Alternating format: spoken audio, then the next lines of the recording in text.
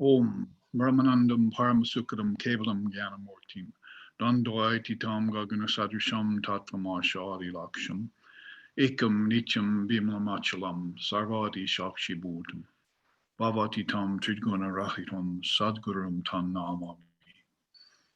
Om Shantihi Shantihi Shantihi. We salute the leader of our souls, through whose grace our ignorance is dispelled, who is beyond good and bad, pleasure and pain, life and death, and all other pairs of opposites. We recognize that one as the only witness to the changing phenomena of this universe. May we, through that grace, go beyond darkness and illusion and realize the truth in this very life. Om, peace, peace, peace. May peace be unto us, and may peace be unto all. Om, Hari Om, Hari Om, Hari Om, Tat Sat. So another weekend is upon us here as December sneaks up on us. The Holy Divine Mother Days of November, October, November, Durga Puja, Kali Puja, and Lakshmi Puja, Jagadatri Puja, we've all celebrated together at our distant locations. And we're now coming up on December, which holds Holy Mother's birthday in it.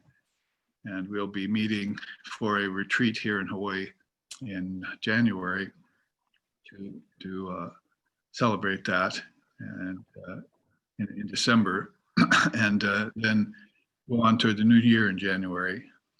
So with all of that coming, we stand always in the foundation of Divine Mother. May she, the primal guide, our refuge be, who has led me on from path to trouble to perfection's goal, as Vivekananda wrote in his poems to her.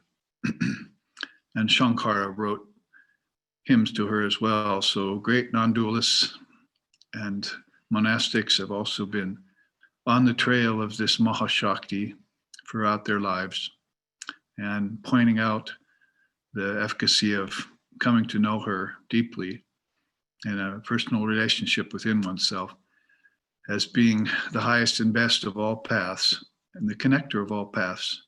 And that's why she sent Sri Ramakrishna Paramahamsa to us, who's an uncontestable, is the far and away the best exemplar of Divine Mother reality manifest here on earth in our history of time that we have in recent memory and memory forgotten as well. Time out of mind, as they say. So we're very fortunate here, even though it's the Kali Yuga and there's much denseness and much forgetfulness and other problems that are pervading the individual collective mind. Nevertheless, it's a good time to be alive because of this great steamship that just passed, a ship that only leaves port about once every 500 years, they say, or once every age, and leaves these huge waves behind it, which we are right now surfing if we look into the teachings of the Dharma that his great devotee, Swami Vivekananda, brought to us very recently, close to our own lifetimes in our own country. So this is the aftermath of the avataric descent, as I'm calling it, and we'll look at that in a couple hours.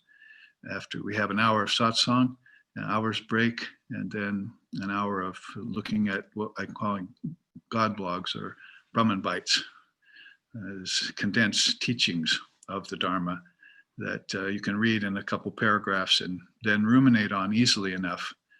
So we're trying to make it, even in this difficult times when we can't have direct communion with each other in person, physically, we can nevertheless find ways in which to make the Dharma easily accessible to us in our busy lives as Westerners and Americans and Europeans, because it is hard to find time for things important like that.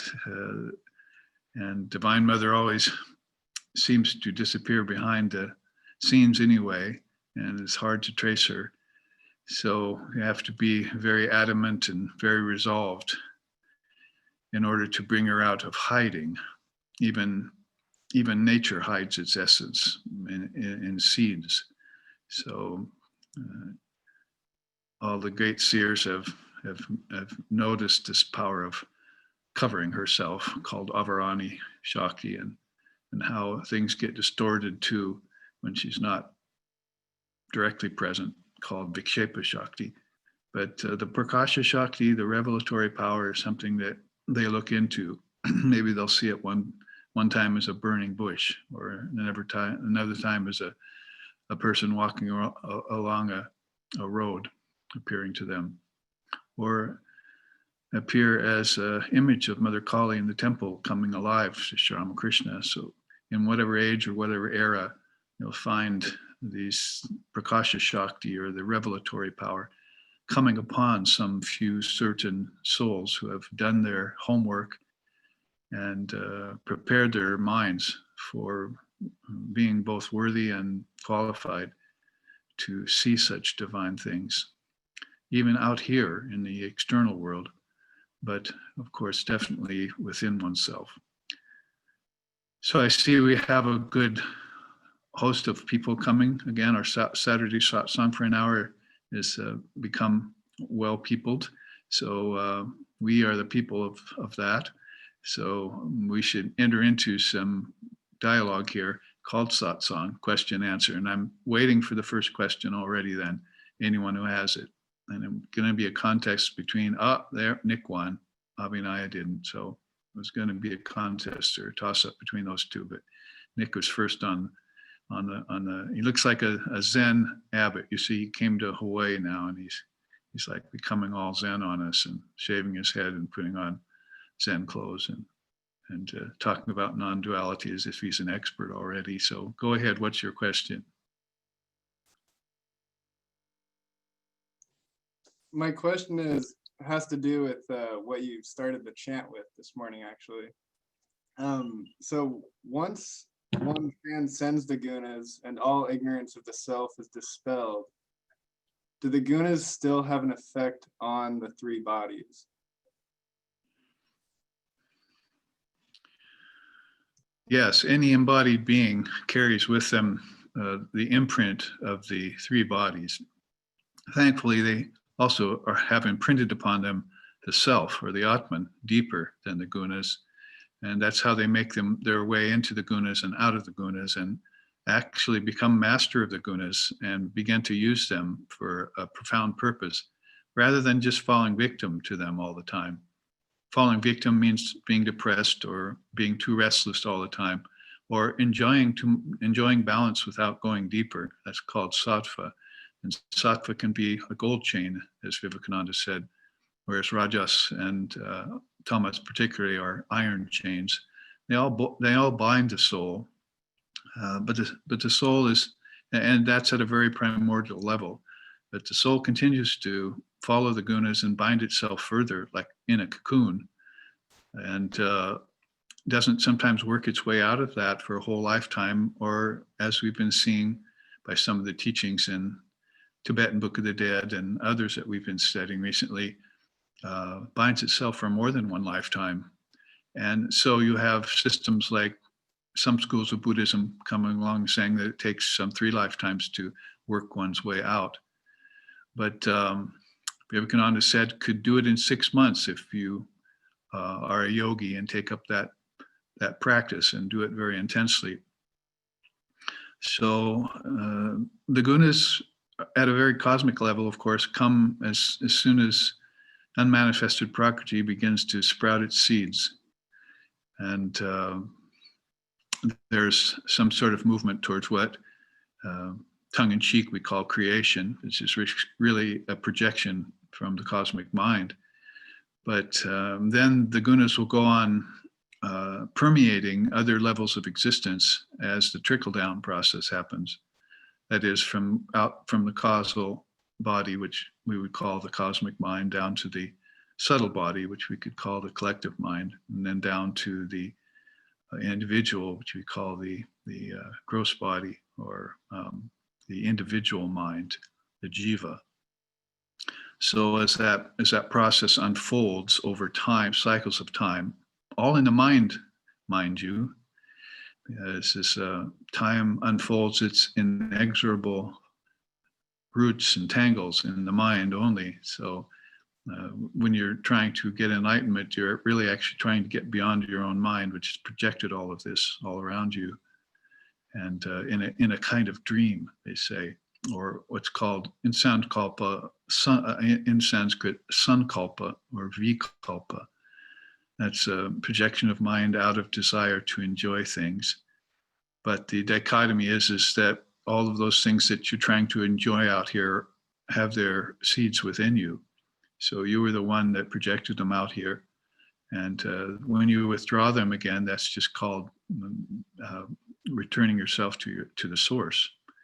And that's where, of course, Divine Mother is the primordial power, which helps return beings to their source. Father of Yogi calls her Chitti Shakti, and says that Purusha gets you get returned to the Purusha, or to your source, and then she also returns all name and form to nature. So that's why it's best to go through that process with her in mind. Makes it a lot easier and swifter, more complete, and not so much of a battle with so much suffering attendant upon it. So the idea is that if you do come into a body or take a body, it should be a very easy and smooth process. And the gunas should already be under your control when you arrive here, as we has seen them in the cases of Shankara and Sri Ramakrishna and Holy Mother and Swamiji. So in that way, then, if they're not, one has to master them from the outside in. And any practice you take up, including yoga, starting from the outside and going in, is not the best or ideal situation.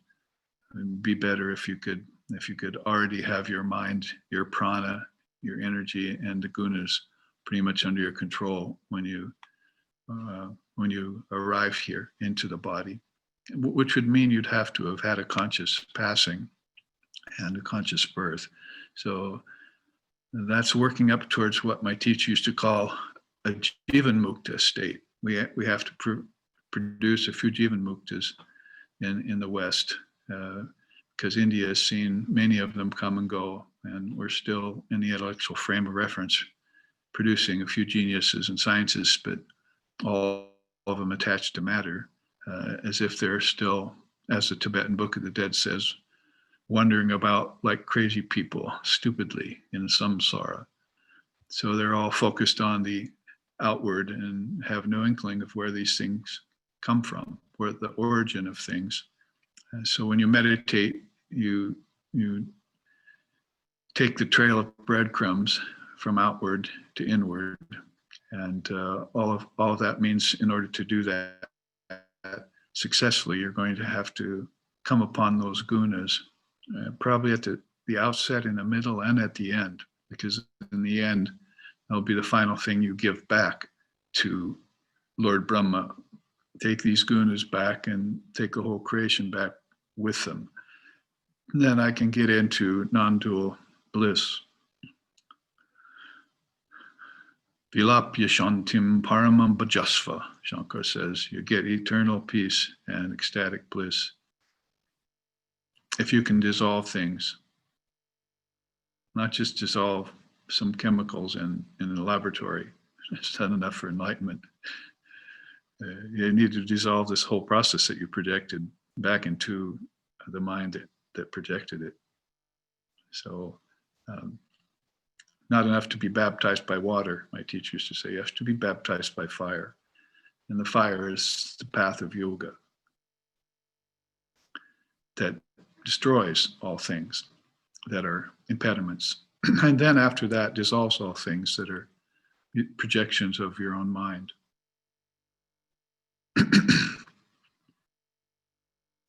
So it's good to make a study of the three gunas, and they're, as I often say, particular to Vedanta and back to Samkhya, And so you don't find them listed in other traditions. You'd have to look very far and make some very strange connections in order to find these three. So obviously and evidently listed as the originators of this whole process, the three gunas of nature, or three modes of nature.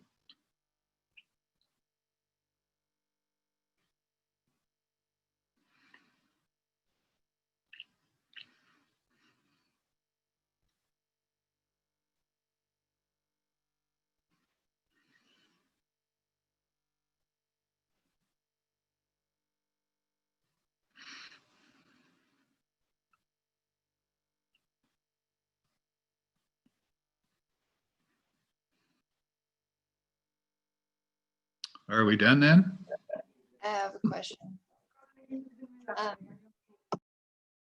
So in the last Wednesday class with Anurag, we were talking about yajna, and I was wondering if you can think of sacrifice or forbearance as a form of sacrifice, and to hold that, is that a mindset that one should have, that forbearance is sacrifice? I'm thinking like, I mean, it's kind of a silly example, but like having, I don't know, like let's say there's a bunch of mosquitoes flying around you and it's annoying, but instead of obliterating them all, you're just like, I will forbear this. And in that way, it would be kind of like a sacrifice, like Buddha sacrifice, by just not engaging in violence against something that's annoying you. You know, you just forbear it. So I guess my question is forbearance a form of sacrifice?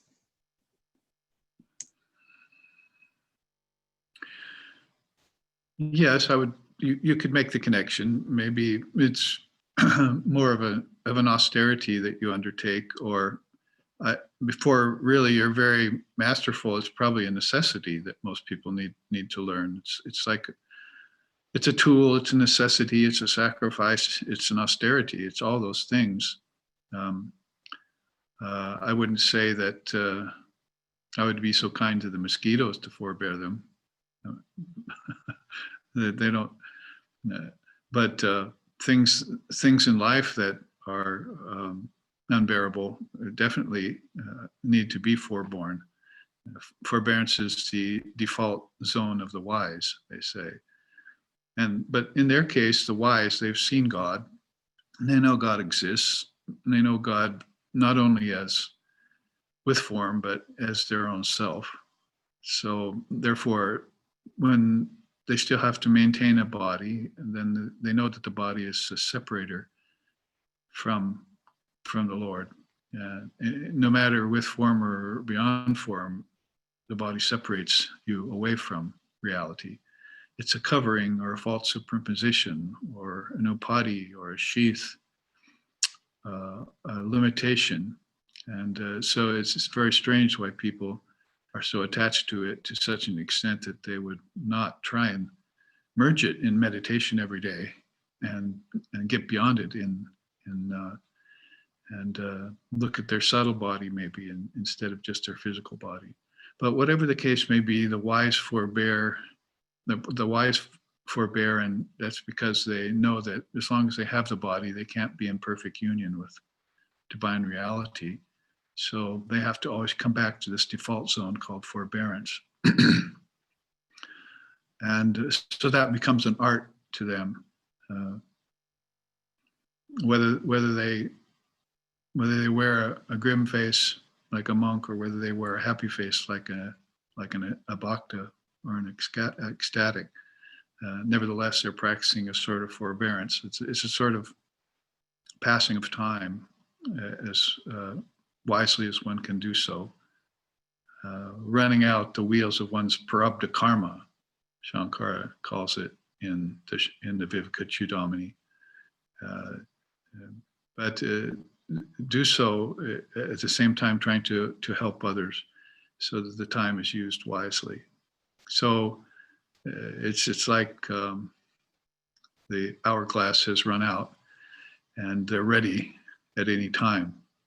They're prepared for their journey, and they've given up the world. They've sold their body in the marketplace of the world, and now they're ready for their journey inwards. And so it's a different case for people who are still in the world and still believe the world is the only reality. For them, it's not a conscious austerity or a conscious sacrifice. They have to do it. And so they're forced to learn it. Well, that's okay, because at least they'll learn it in some way, how to be even-minded. And of course, we know the case with most people in the world today as we look around. Like driving through Hilo yesterday, we ran through a whole mob of Trump supporters out there with their signs, jumping around the streets and trying to get our attention. As if, give it up, that time's over, I'll go out attachment. Some people will, just cling to things that are unreal and unhealthy, and won't be able to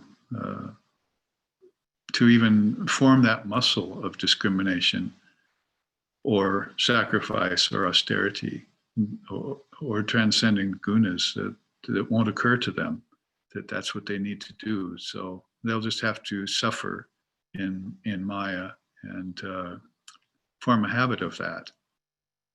So yes, the forbearance is, of course, one of the 6 jewels called titiksha. How do we pronounce that, Anurag? Titiksha. Titiksha. Yeah, I like the way he says it. So that kind of forbearance comes along the way then, quite deep into the practice of the 4 treasures. It doesn't come right away, although it can. It's better if it's there early. And you see some people who do have it, they seem to be rather impervious to the problems of life and can just forbear things easily.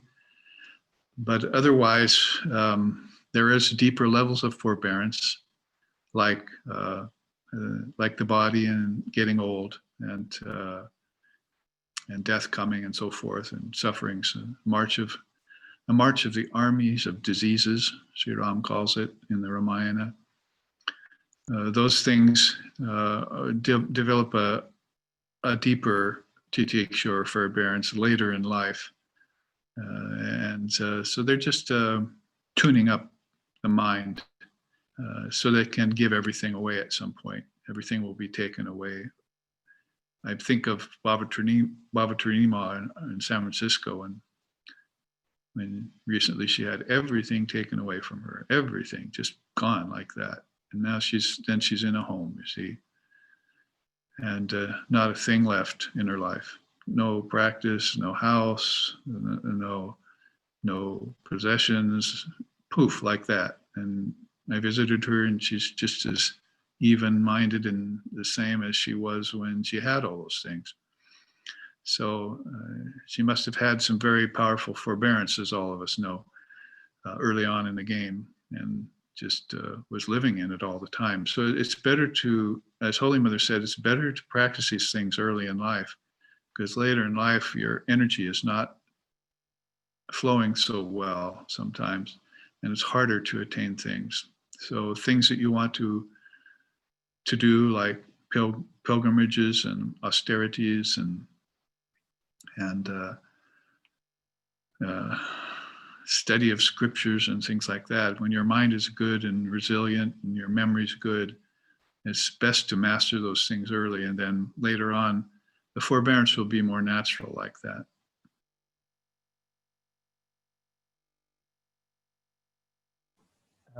Babaji, namaste.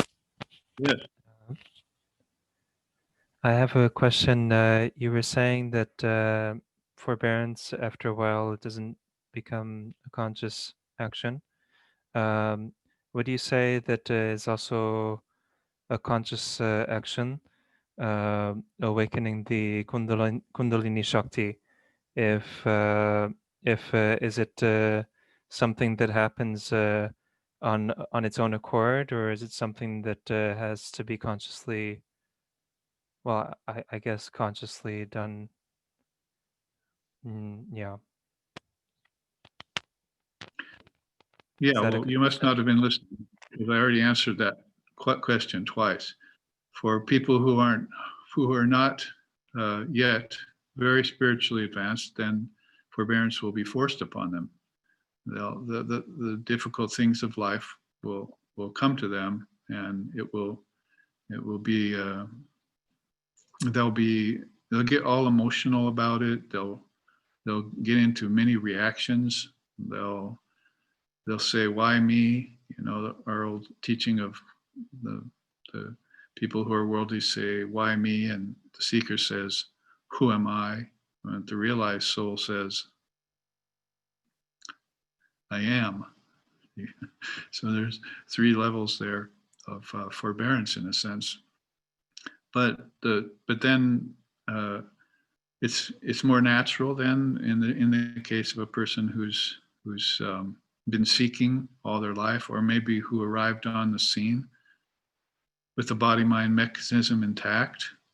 That would be, again, referring to conscious birth, a Jivan Mukta, or in Buddhism, a bodhisattva, a person who's already seen through the game, doesn't have any desires to fulfill when they come here, and they arrive here for no other reason than just to help others, and then possibly maybe to expand their own ability to help others.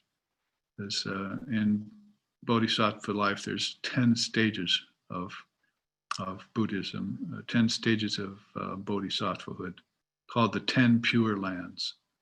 So you get more and more adept as you attain each of these Pure Lands. And this is, of course, way beyond and outside of worldly life or earthly life. Your desires are all gone for that. So you come back to perfect yourself and expand yourself more and more. And it's similar to our 4 levels of knowers of Brahman in Vedanta. Some of you know that teaching, where you're Brahmavid and Brahmavidvaraya, Brahmavidvarishta, and so forth. And then the 7 levels of knowledge kick in and you're expanding yourself. When you count those, there's really 10, maybe 11 of them. So just like the 10 Pure Lands of Buddhism, where you're expanding yourself. So that's one of the reasons you would be coming to Earth, but you wouldn't be coming to Earth to free yourself, because you're already freed.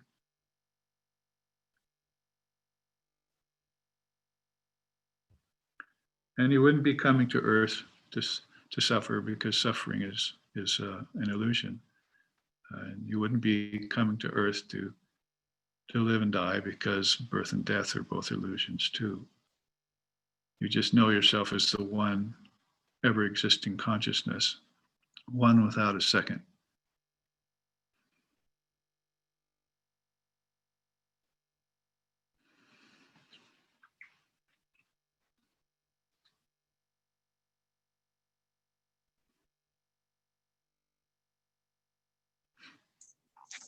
Namaste, Babaji. My question is, how does the fire of yoga relate to Tejas? Are they the same thing? Yes, one of my favorite topics, and Swamiji's great love too, was the fire of yoga, he called it, or living intelligence is another way of saying that.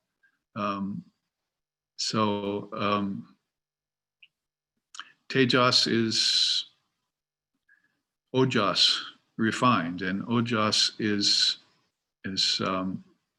the taking of food and saying the mantra over it and refining the energy that comes from it via spiritual practices, so that it begins to turn into an inner light. So the whole thing really starts with sanctified food and moves through conscious repetition of the mantra that you use to bless the food, so that the energy, which we usually think of as prana, or sometimes they call that, when it gets more refined, mula, mukhya prana. And so when mukhya prana gets refined, then it becomes something that moves inward to the subtle realms rather than outward through the gross senses. And so when you start to feel this accumulate inside of yourself, which is a great austerity, which will end up giving you forbearance and mastery of the gunas, by the way.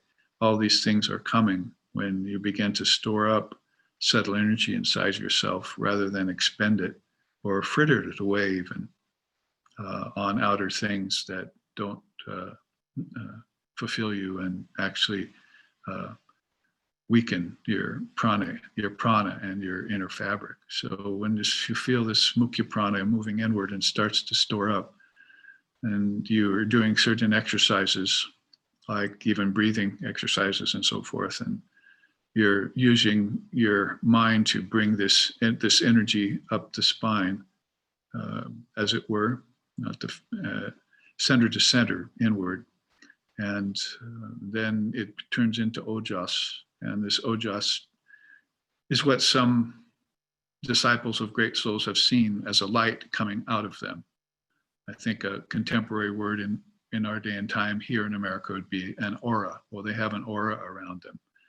And then, they take that into kind of psychic levels and sensational ways of speaking. But basically, it's they don't know where that came from. Some angel came or something and threw some light at them. But it's all from basically this inner energy that came from your own practice. And it seeps out the very pores of the body in some cases.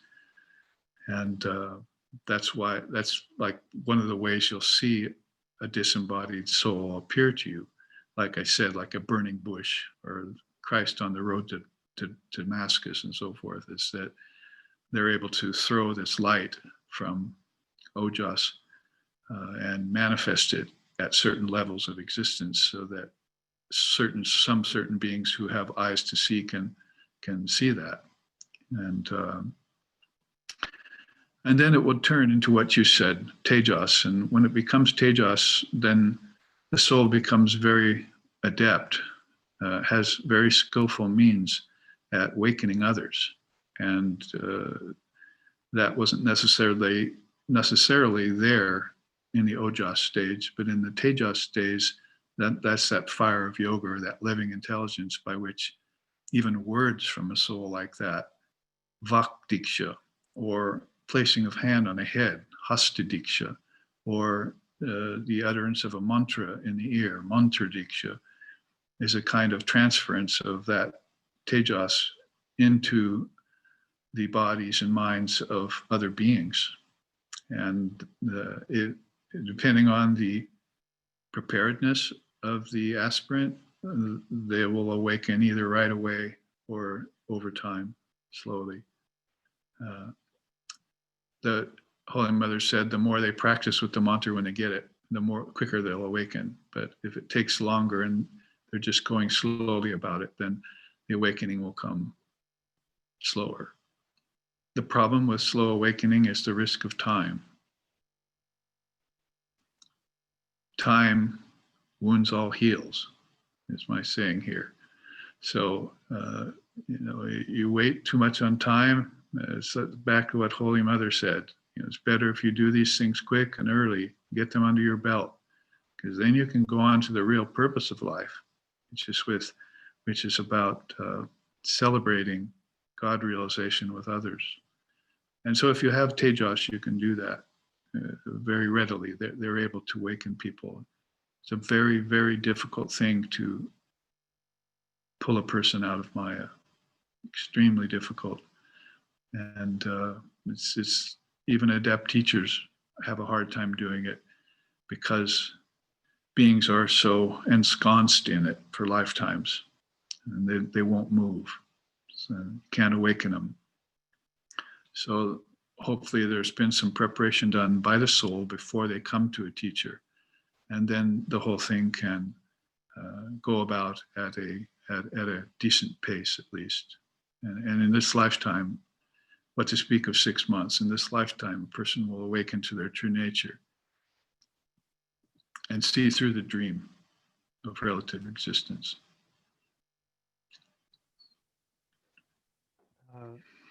Babaji, Yes. would you have any description or any description or term for what spiritual progress is in sadhana? I mean, there's no spiritual progress in Advaita, but in sadhana there is. If you could give any different means of what spiritual progress means, if it's on a spiritual progress can be on a moral base, or is it based off of realizing the teachings, or if it's based off of one's connection with God, the amount of grace that he receives. What is spiritual progress? Oh, I like these questions that people ask when they ask them and then they answer them themselves right after that. It's basically what you just did. So yes, all of the above, as they say. And I don't have to do any work because you just answered your own question. But I know you want to hear me comment on it. So yeah, basically the only time when spiritual progress is not happening, it would probably be the best way of putting this is when people are attached to Maya and to ignorance, and they're just spinning their wheels at that place. That's why Krishna says in the Gita that those who are attached to tamas fall, and those who are stuck in rajas rotate. So that means go around and circle in rajas. They think they're making progress, but they're not. And finally, when sattva occurs, balance, then some spiritual progress can be made. I suppose you could say that when a person is restless in rajas, if they have sincerity and they have an earnest desire to be free of restlessness, or if a person has a real sincere desire to be free of tamas even,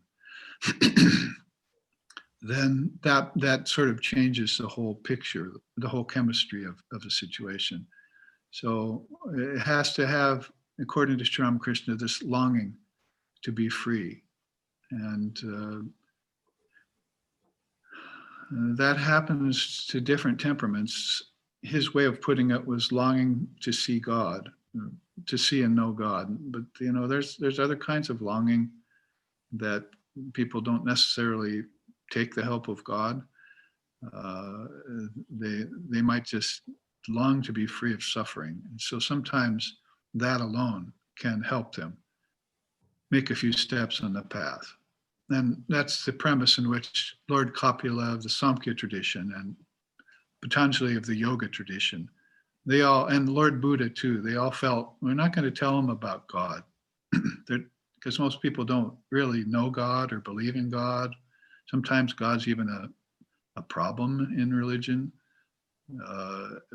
depending on the way it's defined. So these souls in India, they had kind of a interesting approach of just letting people find God on their own, but giving them a practice. You'll know God when you see it. In the meantime, people get turned off by references and even metaphors and stories and so forth. So in that way, you give them a practice and they begin the reasoning that you give them behind that would be that if you want to get free of suffering, then do this particular practice and this will help. So they give them a formula and they follow the formula, and pretty soon they start feeling better. And if they can continue on, maybe they will see that there is a divine reality behind everything, like that light of Tejas, or they may develop some light of their own. And as long as the ego doesn't get in the way and spoil things like spiritual ego and so forth, or if they, because the ego can begin to take credit for its progress, for itself, as we know, and not like Chaitanya's song, give all credit to God, take none for yourself. So as long as those despoilers don't get in the way of this slow progress that's being made, then at that point they may have an experience, a divine experience of the light within them, or a vision of a God, or of a realized soul, a message that comes through to them. So all of those things are part of the spiritual practice. But back to the root of the question, where progress comes from is usually, in most cases, from people trying to get away from suffering. And I'd say that boredom is a kind of suffering. So quite often people have everything they want, like in this country. So many people have everything they want, and they can't take it with them, as they say. But maybe they just get bored with everything, and they lose their forward motion and their energy. And so that's a kind of suffering too, that people start to look for some way to break out of that kind of boredom. Our founder called that mundane human convention. And it happens not just in life and in your job, but in your church too.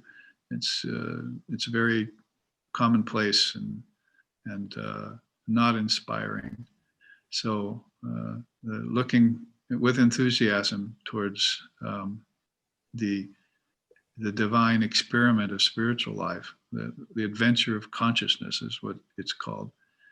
Then certain souls get very inspired, and they pull themselves up quickly, up out of Maya. And they never know what boredom is then. Boredom goes away. They can't relate anymore when they see a person who's bored, or they can't even relate when they see a person who's suffering. They just really don't know why you're suffering when all around is Brahman.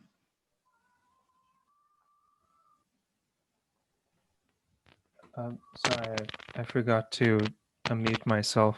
I hope there wasn't no sound coming through.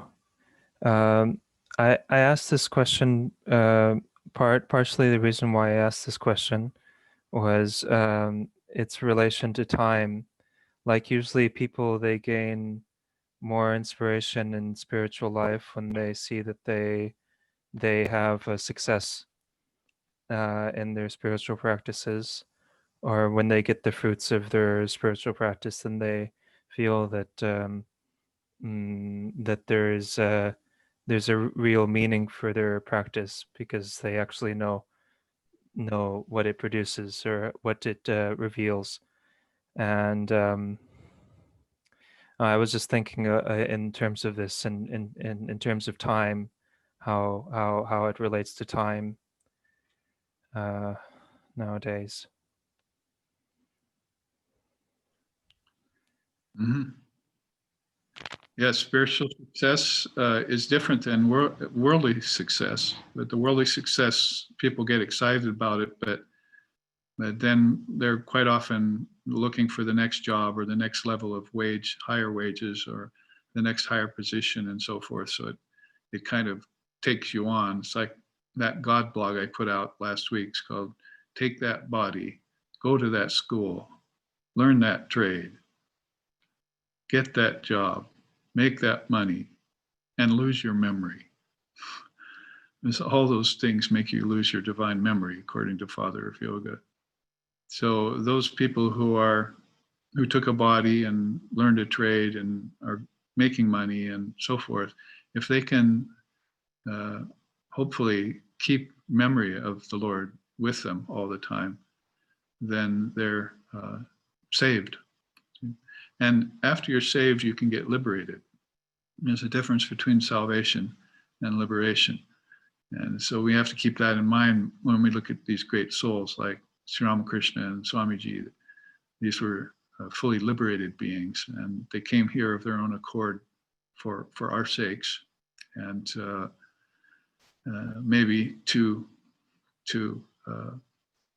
skim several thousands of souls off the top of the ocean of samsara, who had risen high enough to be able to be worthy and ready to be saved, or even become candidates for moksha or mukti, or kaivalya, or nirvikalpa, or sampragyata, or nirvana, or beatific vision, or fana. I mean, in every tradition, you have this some sort of semblance of this idea of liberation that's beyond heaven. The heaven-aspiring senses don't take you very far. Heaven doesn't take you very far. Your ancestors are just waiting there for you to be reborn on earth with you again. So that's this 3 chakra kind of living, or this samsaric kind of living that's cyclic. The most ancient teachers like Sri Krishna mentioned it in the Gita. 2 paths I made for people, the path of the sun and the path of smoke. See, or the moon, the smoky path, or the sunlit path. And by one path, they come to go and to come again. That's the path of the smoky path, the path of the lunar path, they call it. But the path of the sun, they go never to come back again. So right there, even in the teachings of Sri Krishna in the Gita, you find there's this coming and going nonsense, to quote Vivekananda, because the soul never comes and goes, because where would be the time of its coming and where would be the time of its going when all time is in the soul? So it's all coming and going inside of itself, and there's no motion happening when that's happening. It's just a spinning of wheels, and you are sitting in one place. Trying to explain this to a new student I have up in Seattle yesterday. He's just scared of the void. You see, he's always been scared of the void. So I said, but you know, the thing is that you looked at the void. You had a name for the void when you looked at it, because you were scared of it. It was something that was there in front of you. So why were you scared of the void? Because you forgot to fill it in with yourself.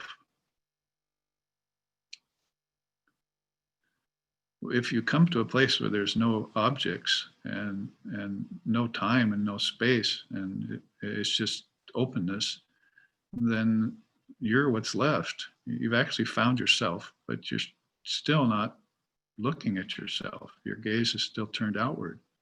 If you looked at yourself, you'd find out that the void is your own projection, and you'd fill yourself with it.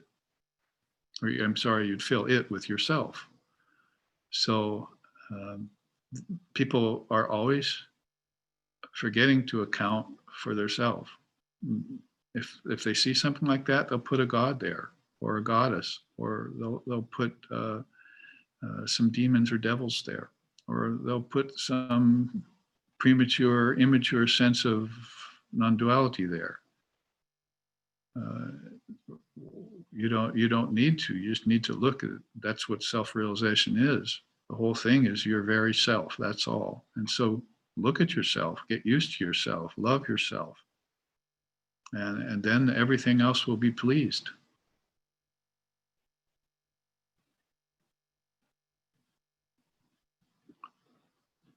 Yes, good Munder, Isha.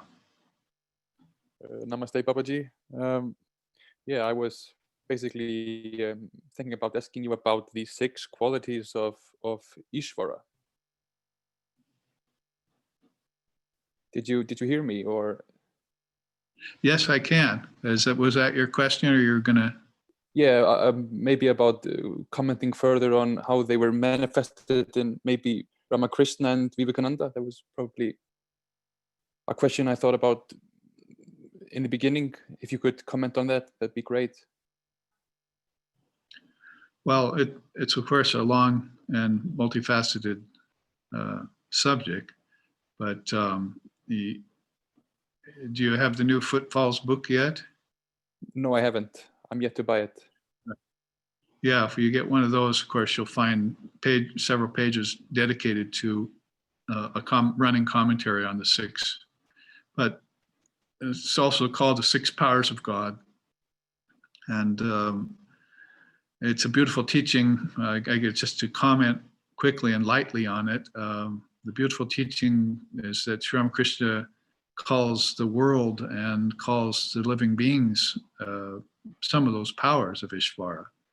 So that means you as a living being, a man or a woman, a child and so forth, are actually living powers of God. That's a really wonderful way of kind of turning things around from the way maybe you've been taught to look at yourself in religion as a sinner or as inadequate or whatever. So all of a sudden you start looking at yourself as an actual manifestation of God, reality.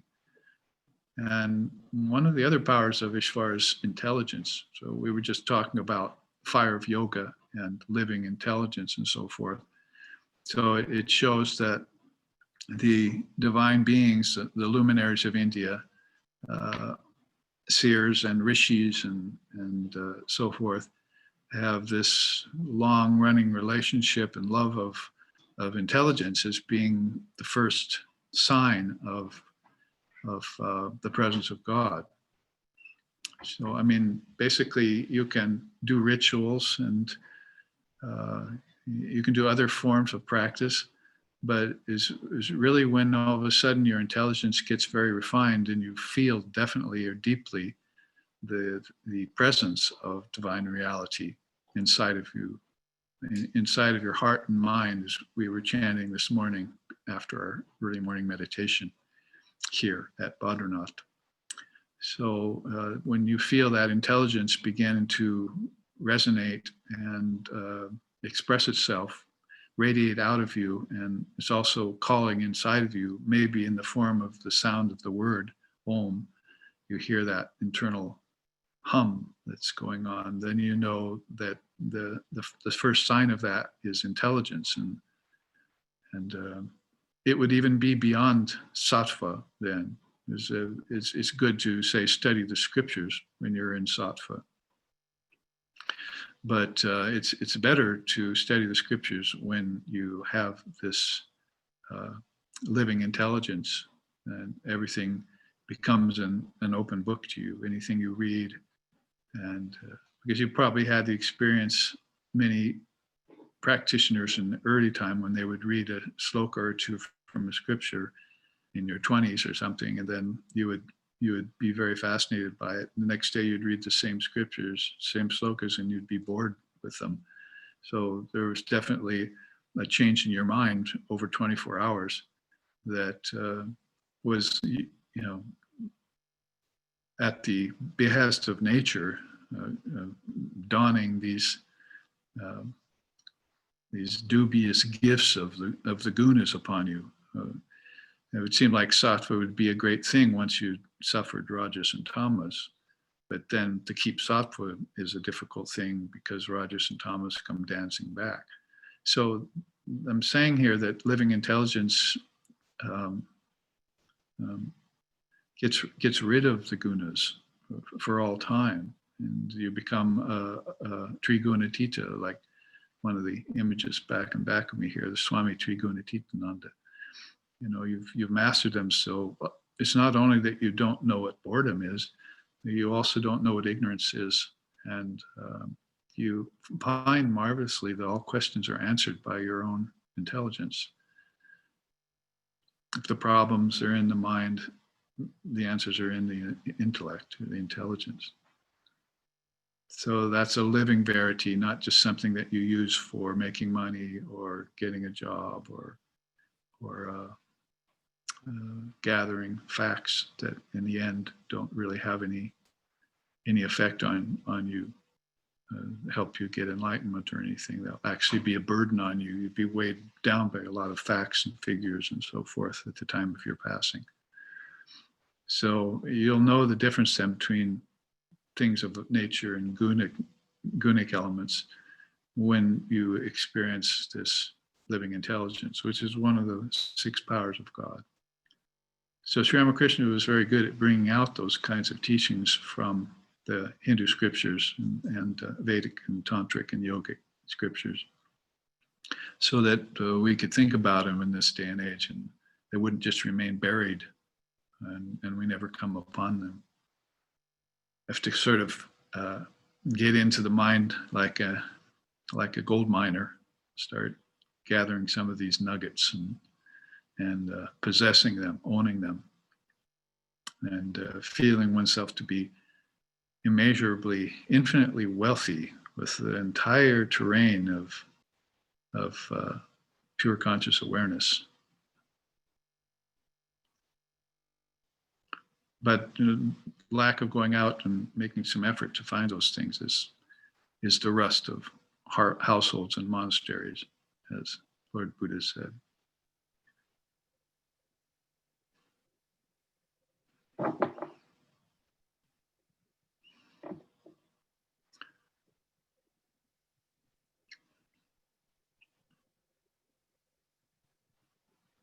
So love of God and wisdom, intelligence, living beings, and the universe. These are all powers of Ishvara. And so in that way, we can have a deep connection with God with form by looking at them that way, instead of looking at them as just something commonplace. We lose our wonder at even what's before us as a living symbol for divine reality. Yes, Imre, we have a little more time. Do you have something?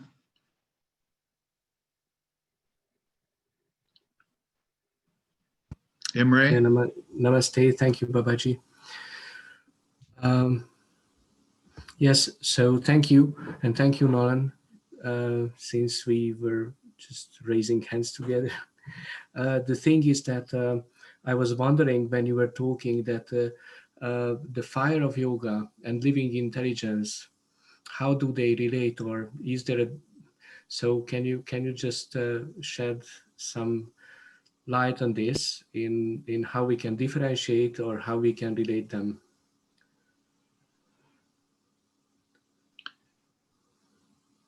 Yes, as I was just saying, one begins to intuit or feel that living intelligence, but it has to be drawn out.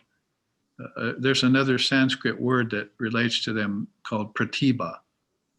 Pratibha is like flint-like intelligence, Sri Ramakrishna says. It's like when you take a piece of flint and it'll strike sparks. And even if you take it right out of the river and it's still wet, it still strikes sparks on another rock. So that's this presence of living intelligence. It's always there in the mind, but it's covered over by the dampness, like a matchstick. Your mind is more like a matchstick that's been soaked in water, and it won't strike. But if you dry it out of worldliness with spiritual practices, then all of a sudden this living intelligence, or the fire of yoga, pratibha, comes forward. And you can then, as it were, strike your mind on any object or any teaching or any problem and immediately get the solution for things. So this is metaphorically how Sri Ramakrishna talked about living intelligence, called pratibha. Very wonderful Sanskrit word. And so that's how you differentiate it from ordinary consciousness. Ordinary consciousness is not coming up with much to think about. It's just following mundane rounds of habitual action and speaking and thinking through its whole life. So it never experiences those sparks flying that come from awakening one's intelligence. Remember, intellect is a container. That's called buddhi, the fourfold mind. That intelligence is what fills the container. So if you expand the container and purify the container of intellect, with certain practices, then then you'll find that intelligence visits it, or maybe comes out of it as it was hidden there. So just like the Atman is veiled behind so many layers of superimposition, in the same way, and intelligence is like that. So it's either living intelligence or a wet blanket. It's the name of a God blog I'm going to release soon. So, are you a wet blanket? Are you just smothering everything and just ending up with a bunch of smoke? Or are you living intelligence that's always burning up and burning away ignorance and so forth? And so anyway, speaking of God blogs, we'll have that in an hour. We should try and quit fairly on time so we can have a little prasad tea and a sweet, and go on towards, like we do in India, and then go on in about 55 minutes or so toward a God blog session, which we can talk about some of these things. So thank you all for being here in our presence. We're all here in each other's presence. So that's a good thing. So I'll see you hopefully in an hour. And Annapurna, you have a final remark?